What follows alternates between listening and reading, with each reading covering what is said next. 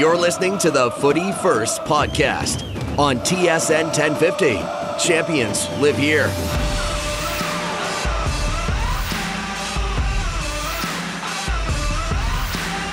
That's right, folks. We are back.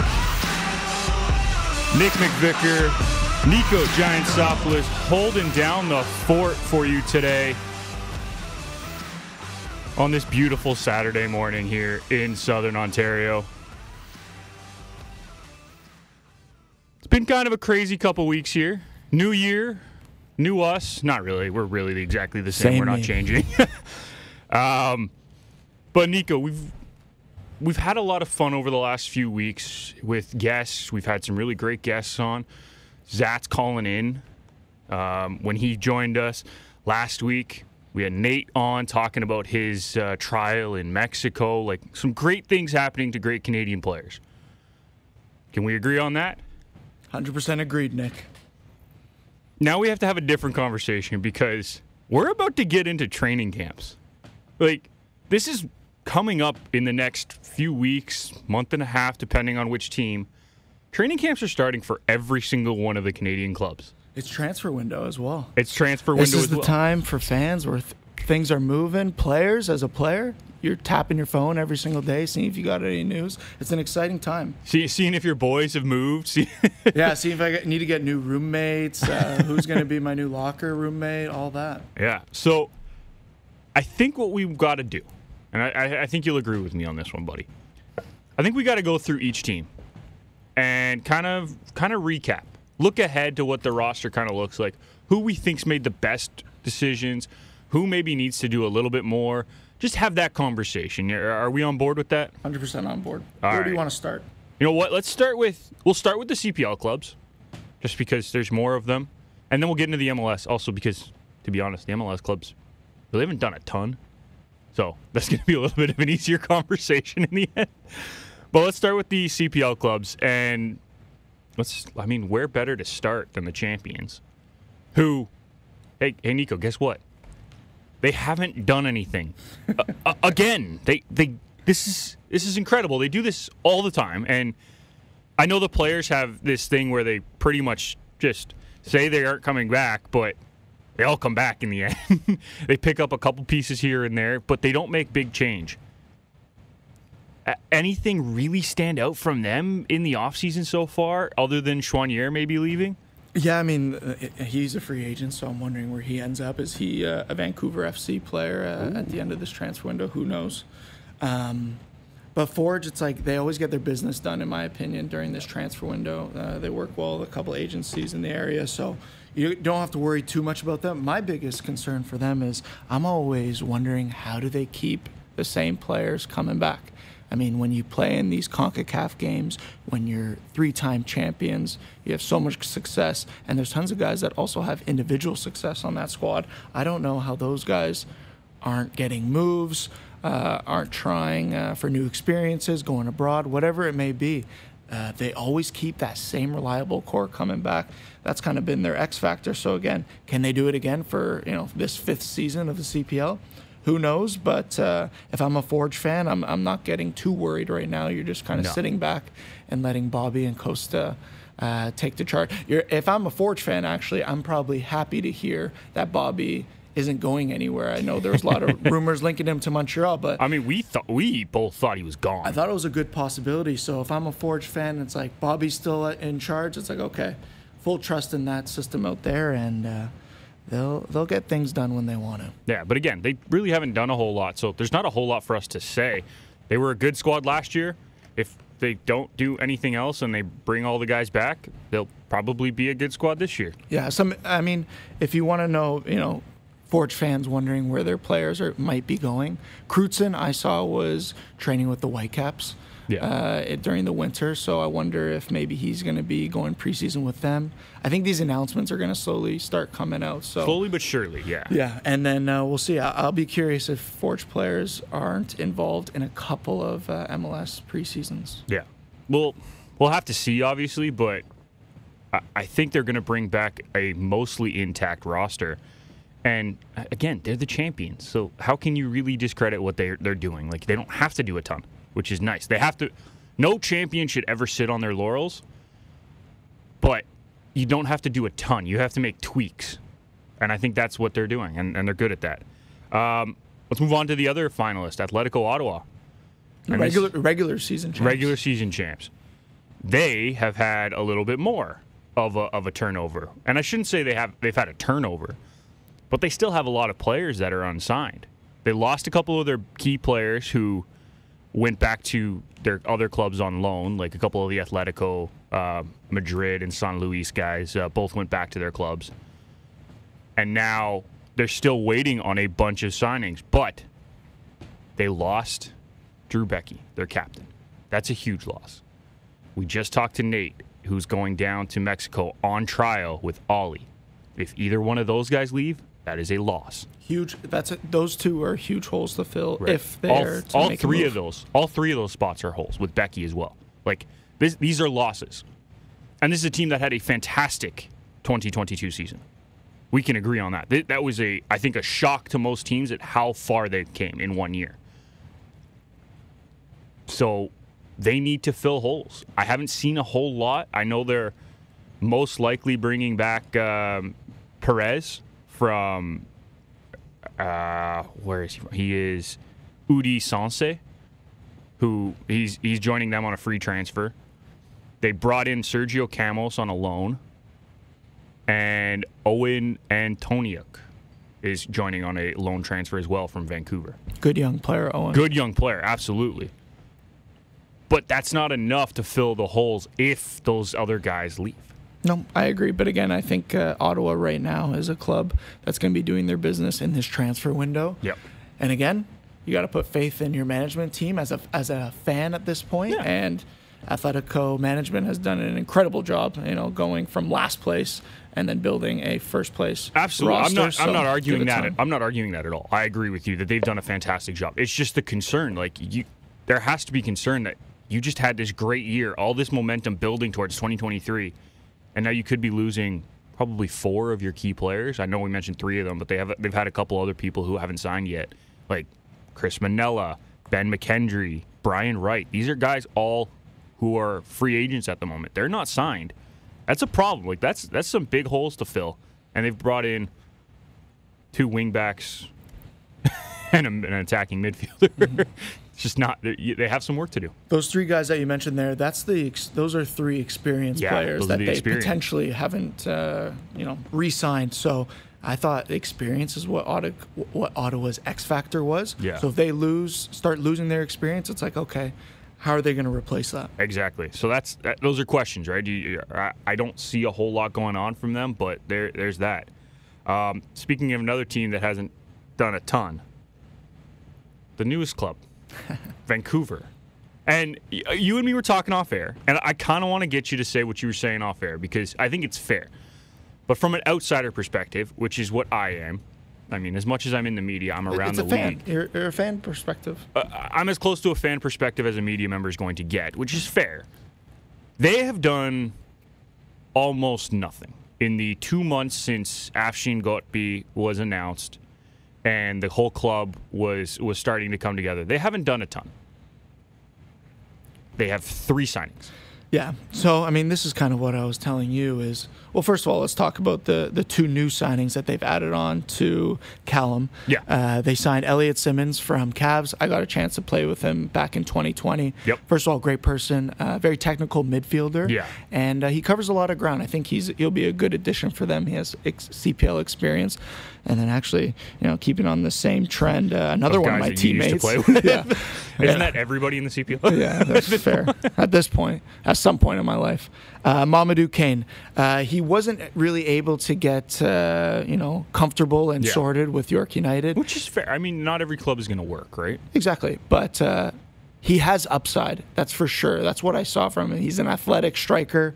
Again, maybe he can excel in Afshin Gotbi's system. Or maybe it's just the same kind of season that he had with us. Time will tell. Yeah. To be honest, I like all 3 of their signings. I have nothing wrong with any of their signings.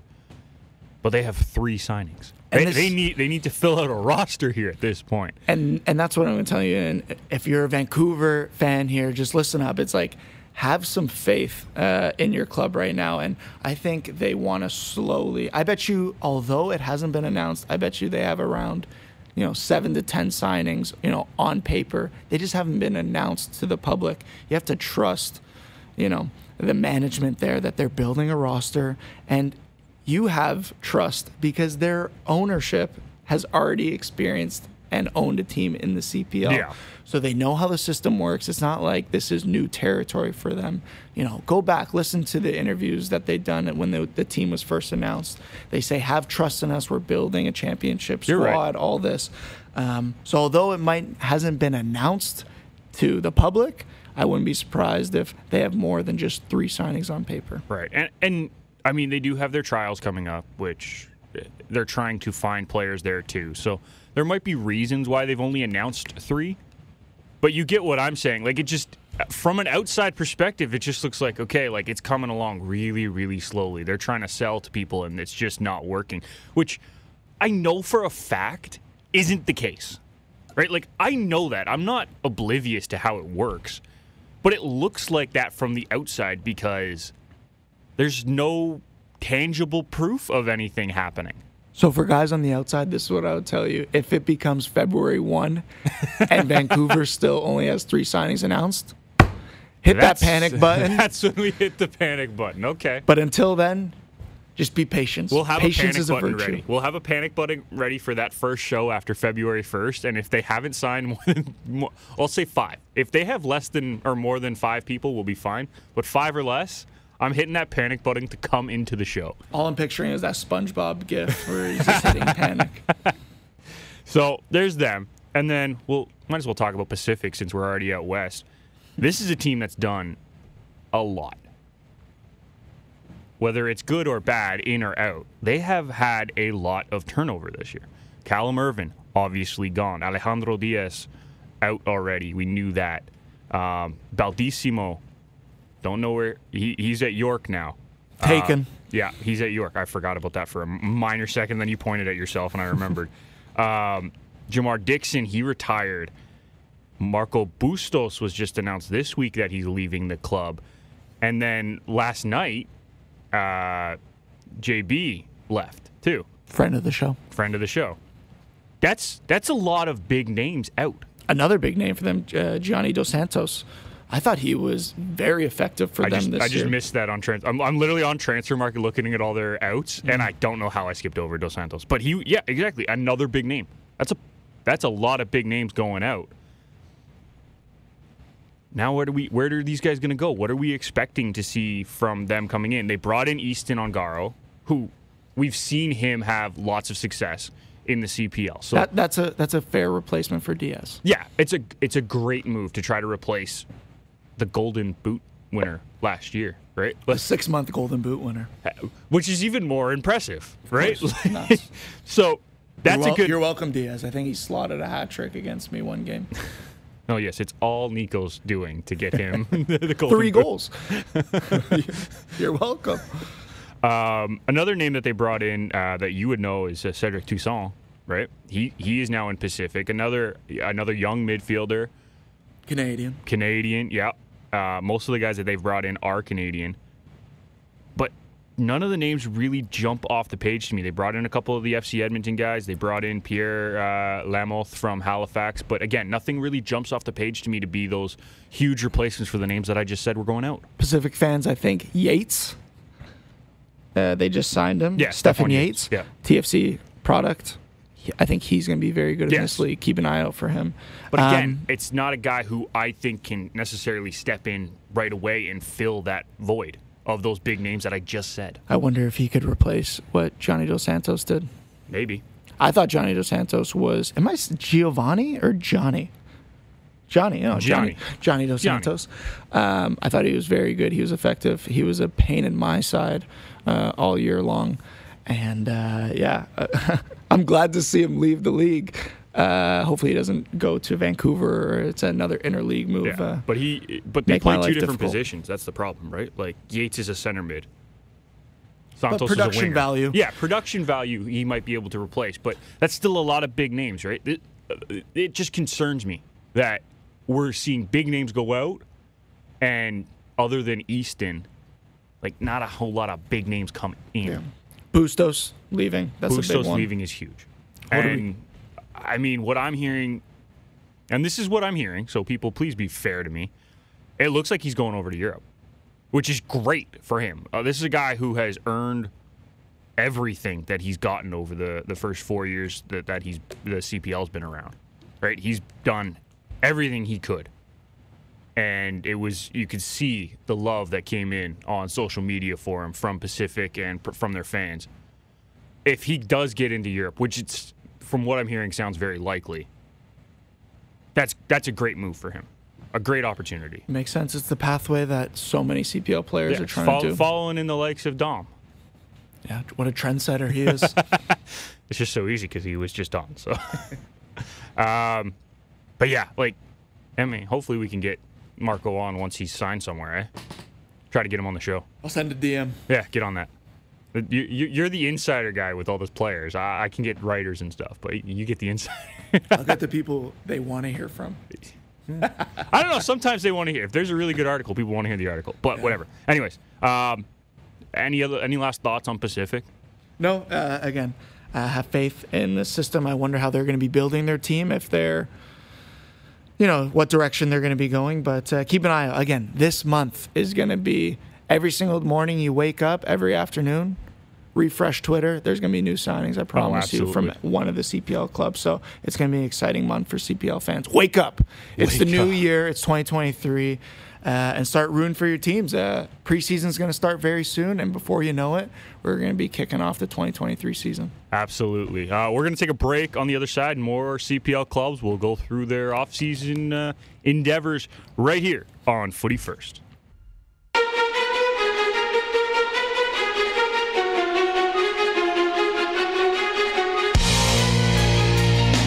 Welcome back to Footy First here on TSN 1050. Nick McVicar, York United keeper Niko Giantsopoulos here. And we are running through the CPL squads and what they did in the offseason ahead of training camps, because some teams are starting training camp very soon.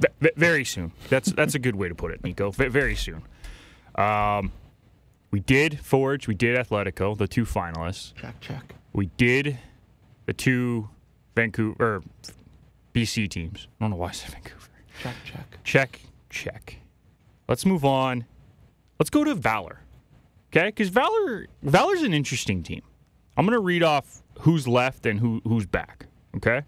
Well, not back, but who's left and who's coming in. Mm-hmm. So these are the names that left, or their contracts right now, depending on things. Brett Levis, Moses Dyer, William Akio, who I guess left kind of mid-season, so that's a different thing. Arnold Buka Mutu, Jose Ascanio, Jonathan, I always get his name wrong, the keeper. Sirwa, thank you. Rhea and Billy Forbes. Forbes is back on a loan transfer from Detroit City because he was on loan, so he's coming back. Okay. They brought in Haynes. They brought in Pacific. They brought in Keon Williams, Marcelo Polisi, Guillaume Planelli. And they also brought in Mekadiche. I hope I got that right. Yeah, good luck with that one. I think I did pretty good on that. That was close. Not bad. They brought back Ohin as well. That's a re-signing that they did. I think we spoke about that already, but I, again, wanted to note that again. So what stands out for me when I look at this departure sheet is obviously Moses Dyer. Yeah. That was their leading talesman. He was very effective up top. How are they going to replace him? That's a big question mark. Absolutely. For Valour. An interesting thing I want to point out is Pacific, the player, he played for Adelaide in the A-League. Yeah. I love these A-League moves he to played the for CPL. Perth. Okay, I only say that because in his signing photo, he's wearing an Adelaide United I think jersey. he played for both, but I think he's coming directly from Perth Glory. Perfect. Okay. Well, and again, I'm familiar with the Perth Glory system very well. But again, I think the A-League coming to the CPL, the two styles of play translate very well. Oh, absolutely. So I think these players don't have to adapt as much as a player maybe from, South America may have to adapt. The English, that's a huge variable as well. For sure. I like these A-League moves, and I think if similar styles too, that's the exactly. key. But I think fans can now keep an eye at that. All these players that are coming from the A-League, watch how they do in the CPL and compare them to maybe other players or other internationals from different markets. I think a trend you'll see that these players settle in and make a bigger impact quicker for the teams they get signed. So again, Valour fans, keep an eye on Pacific. Sorry, again, apologies if I said the name incorrectly. The other one is Cian Williams. Now, the reason why right now he's intriguing is because the MVP, Ollie Bassett, is training mates with this guy, and he's coming over from England. So I think when Ollie Bassett is saying, oh, this guy's a good player, immediately CPL fans lean in a little bit closer. Yeah. They're like, okay. That brings MVP. some standing. Like you earned some stripes by getting the MVP saying that. For sure. I mean, half the reason I got in the CPL is because Sergio Camargo told the people at Cavs that this guy's somewhat of a funny, good goalie. And here we are 5 years later. Funny. Yeah, well, I know. Character guy. That's how I got my contract the first year. So again, Cian Williams, I think Valour fans and CPL fans are now, looking closely at him. Yeah. And if he starts popping off early on, people are going to be going off because I think that hype and when Ollie Bassett backs you, there's a bit of noise then around a player like that. Yeah. Interesting thing for me, if I can. Please, sorry. They've brought in 7 guys. Yep. Right? Including Billy Forbes, who was there last year, but they're bringing him back. Out of the 7, only 3 of them have Canadian citizenship. So that's an interesting point because that means the other 4 are internationals. That must affect how they're building their squad after that, correct? Am I crazy to think that? In what way? Because you're only allowed 7 international. That's what I mean. So they've brought in 4 international players. That means they're probably not bringing any more internationals in, I would think. No, they're probably bringing 3 more in. But don't forget, there's players who are still on the squad that are internationals. I would assume are international. I'd have to look a little bit more closely, but most teams have a few internationals hold over from every season.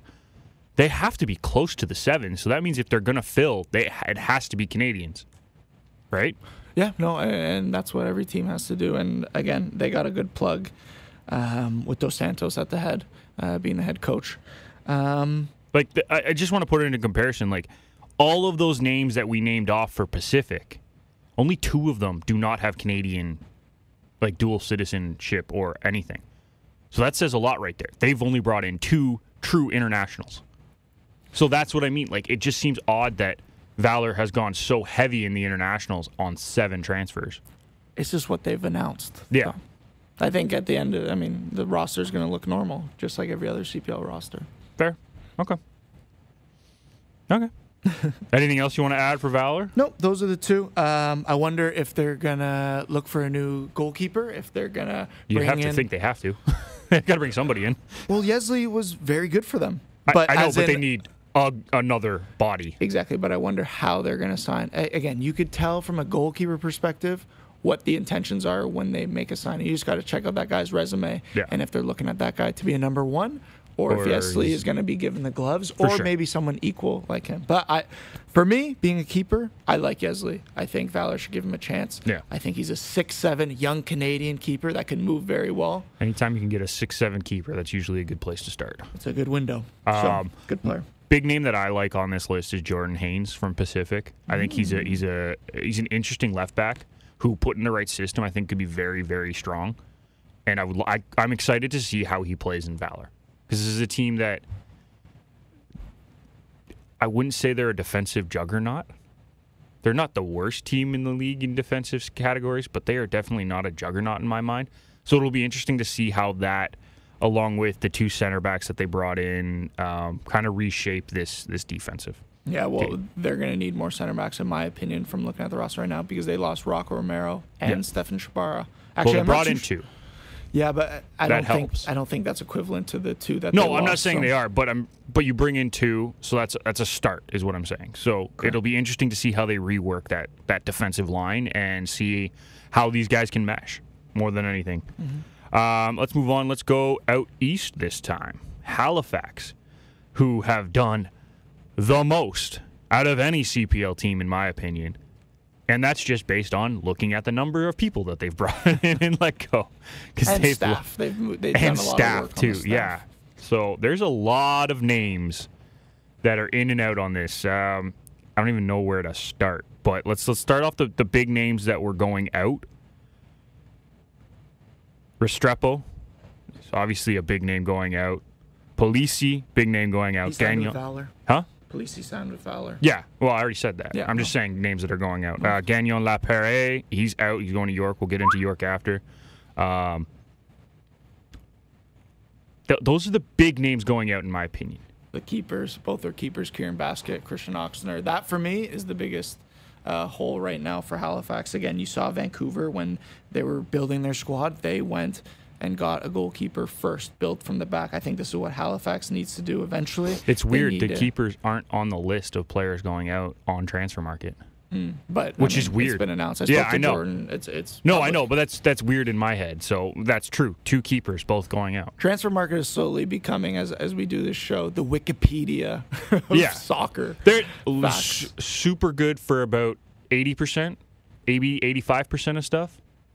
Then there's about 15% that it just doesn't exist. It just doesn't update as immediately it doesn't as exist. social media. Yeah.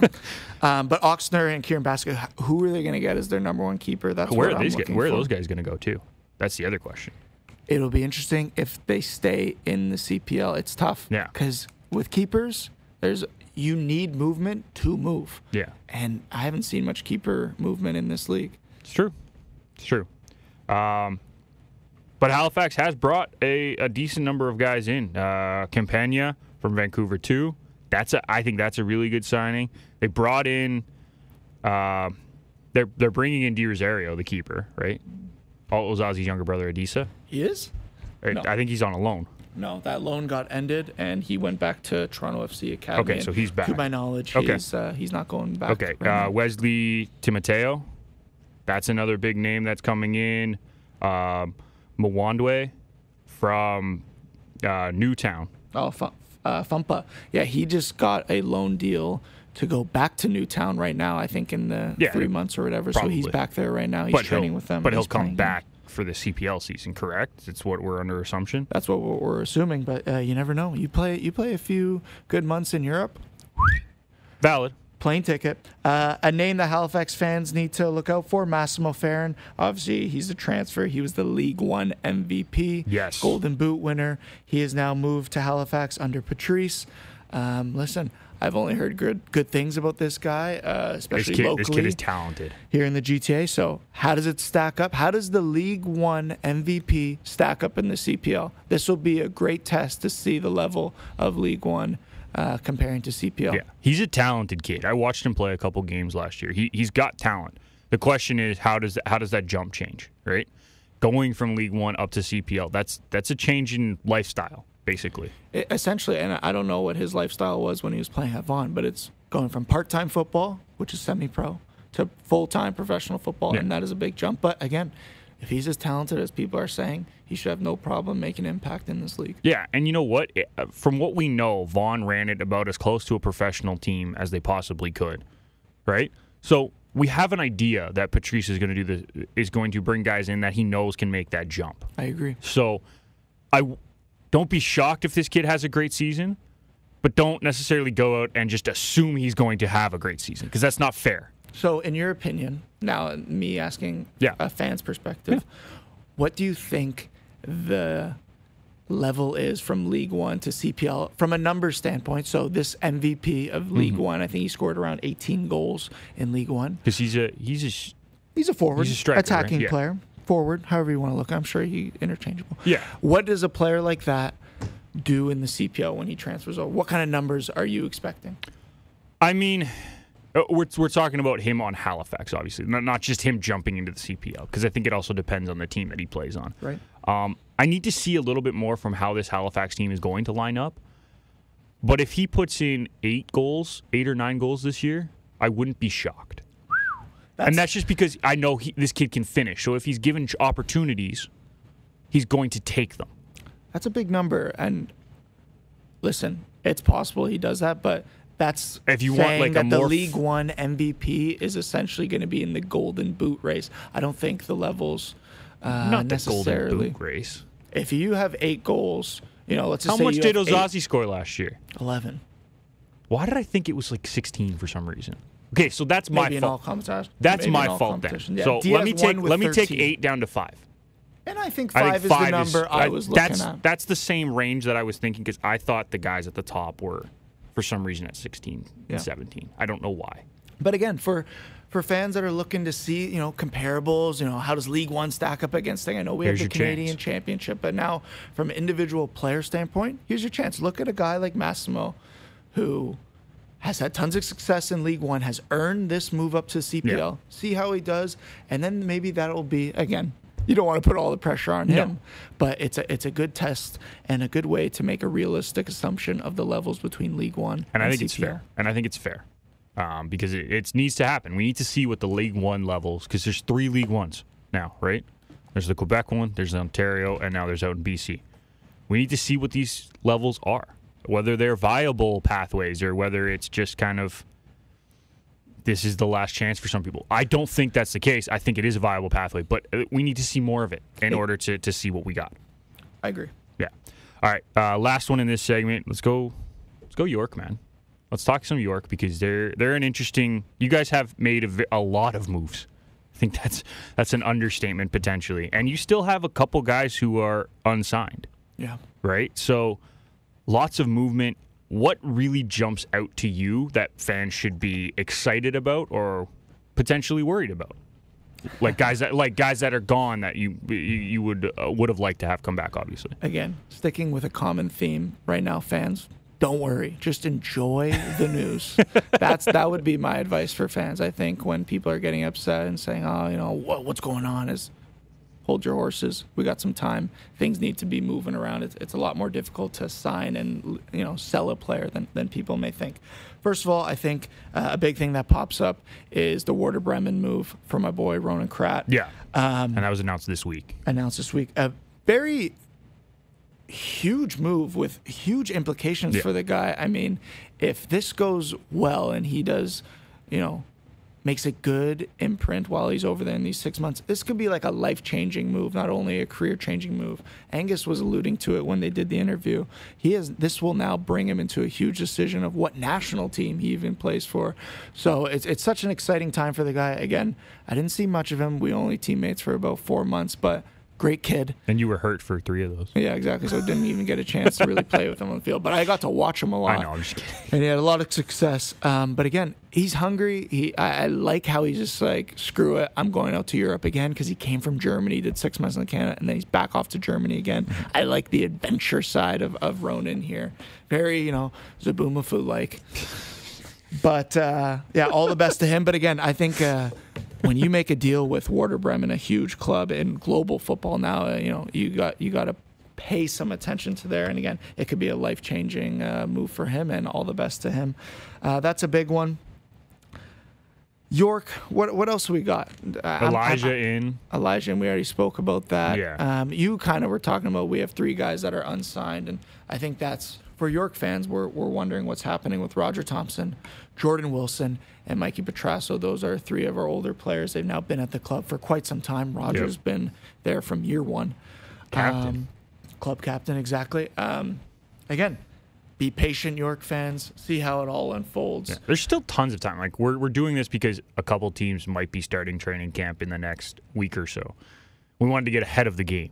But there's still time. Like the season doesn't start for a couple months. Yeah. Like we have time. Yeah. But if for York fans, what do you want to see in this transfer window? You want to see a big center back signing. I think that's what we're looking for. We got to replace Zatz. Obviously, huge holes to fill. I think our attack is looking very strong, very dynamic. And now we're just got to slowly work at some pieces in the back. And again, me as a player playing for York, I'm not stressing. So fans of York, don't be stressing either. Yes, but to be fair, fans, and I'm gonna preface this because I know Niko at this point. Niko doesn't stress very often, so I mean, I don't know if he would stress anyway, but I get what he's saying. Like, there's no need to stress right now.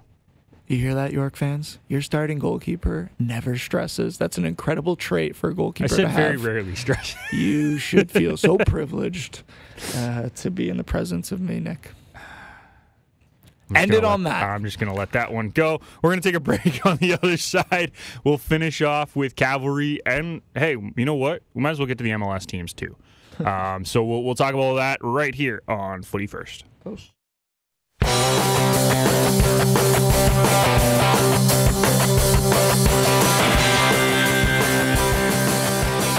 Welcome back to Footy First here on TSN 1050. Nick McVicar, Niko Giantsopoulos holding down the fort on this beautiful Saturday. And Niko, let's get to the final CPL team in our off-season review / training camp preview show.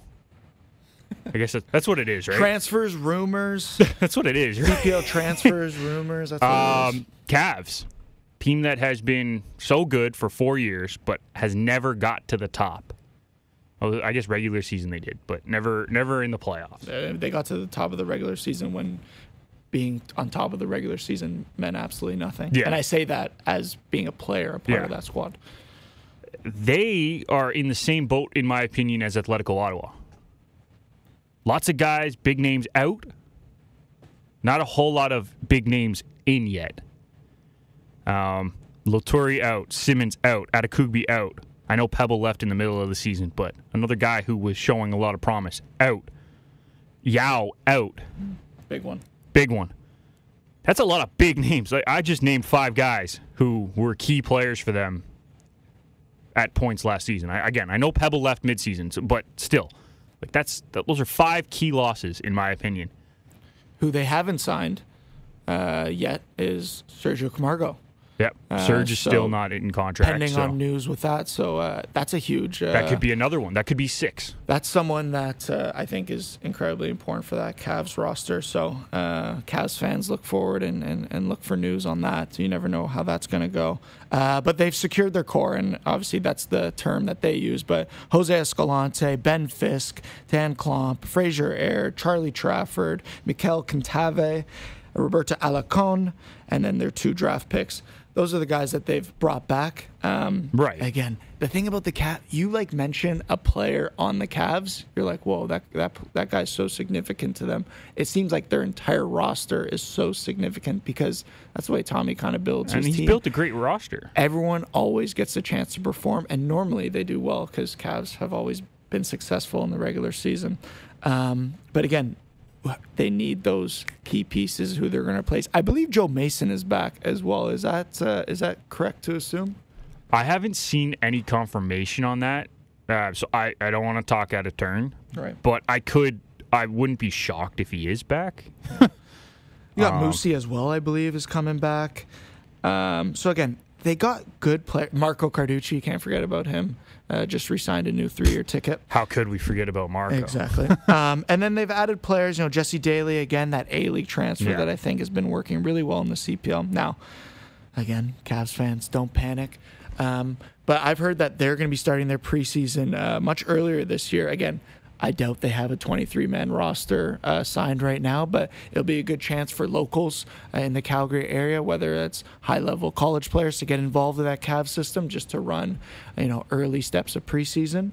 But again, keep an eye. I think lots of news is going to be coming from this Cavs roster. And Cavalry, I was in the system for a little bit. They tend to announce very slow, but it always works out in the end. So again, have faith in your management there in Calgary. Yeah, you hear those 5 names that I said, and it is, you have to be slightly concerned, right? Slightly. I'm not saying, throw the book and be like, oh, we're done, we're going to be awful. They're going to be a good team. I'm not arguing that, but there is concern that you lose those 5 guys. It's very interesting because in France, does a team in the transfer window only have 10 players agreed or signed? The North American soccer system is very totally unique. Weird. It's a carousel, right? Players are always moving. It's almost like every year a team is rebuilding their roster. So again, this isn't out of the norm for North American soccer, but if you're a European fan listening to this, they'll be like, what the hell is going on in this Canadian league? They got 5 players. There's only signed. one team that has signed a bunch of players. Exactly. And the it's York. season starts, York only has 13 players, I think. I know. I said a lot of players signed in the offseason. They've signed a lot. Everyone else has signed 3 or 4 or whatever. York has gone out and signed 10. We're a business club. Business. We get business done. Yeah, I agree. I think Cavalry's going to be a good team. How good? We'll have to see how these new guys coming in kind of mesh with the squad, but I'm never worried about them. But can they take that next step? That's the real question. Yeah, and we'll again, see. I think the biggest question mark for Cavs is does Sergio come back? And if he can stay healthy, how effective? I think any one of those Cavs teams, if they have healthy Sergio, it's a different story. They win. I think they win at least one trophy. If not that first year, then maybe the semifinals when they lost to Pacific. Mm-hmm. I could see that. Let's transition over to the MLS, and let's start right here in Toronto. I think that's a fair place to start, Niko, because we live here. Yeah, their preseason, their medicals have kicked off this weekend. Early start for the boys. But I think the number one question right now at Toronto is who's going to be their starting keeper. Yeah, I was going to say, I'll list off the players who are out from last year. Bono, Westberg, Daniil Henry, Noble Okello, Achara, Luca Petrasso, who is now with Orlando City, Oro, Dominic Crescito, and Chris Mavinga. Those are the names that are out.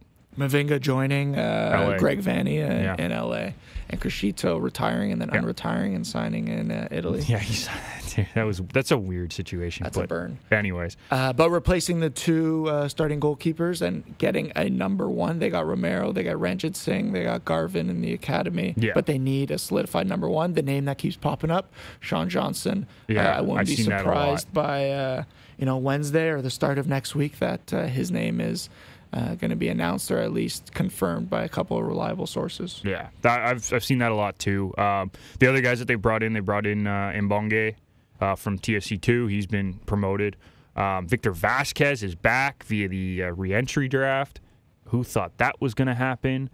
I like that signing. If I like it, but I did not expect it. Right. And then Matt Hedges was signed via free agency. So, again, a couple good pieces. There's still some questions, the goalkeeping being the number one. Yeah. I think that's as simple as that.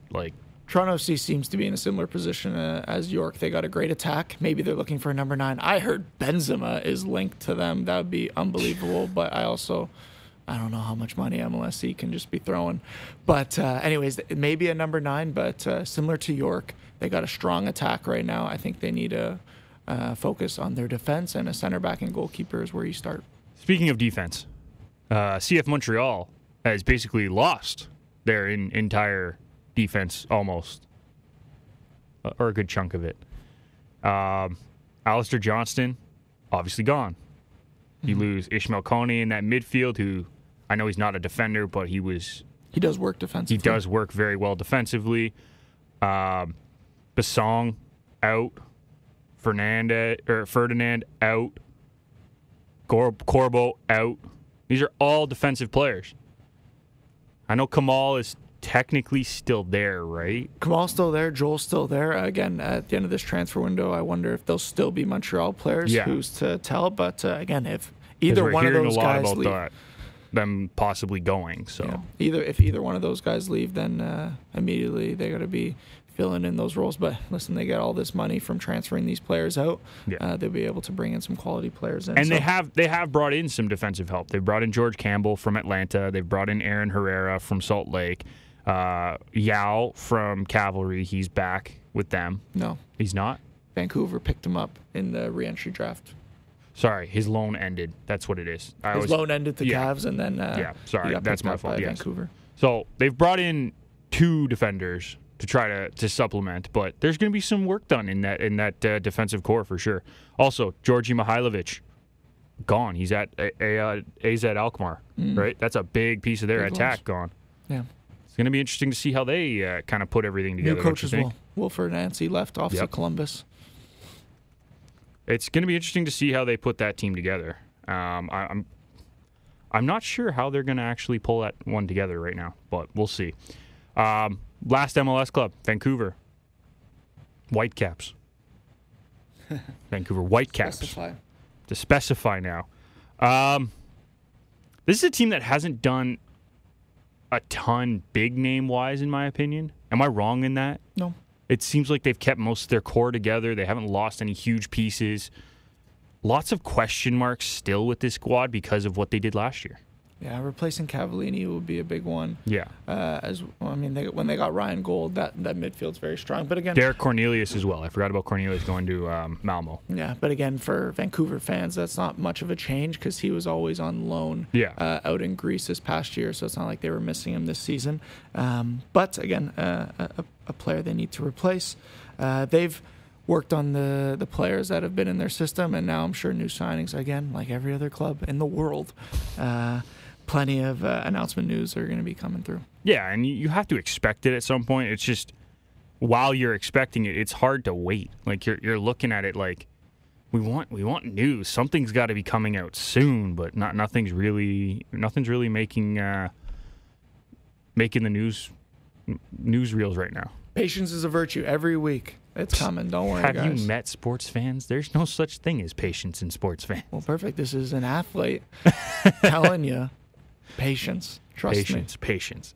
All right, Niko, we're going to take a break. On the other side, just a couple other news and notes from around Canadian soccer. You're listening to Footy First here on TSN 1050.